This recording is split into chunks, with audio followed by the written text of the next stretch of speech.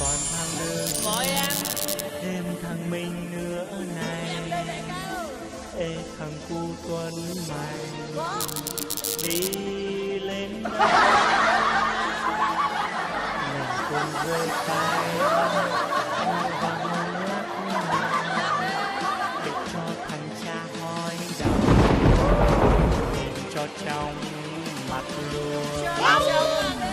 Chúng tôi là anh em thợ xây, nghề cao quý nhất trên thế gian này. Dù tiền không có mà tôi vẫn luôn luôn yêu đời.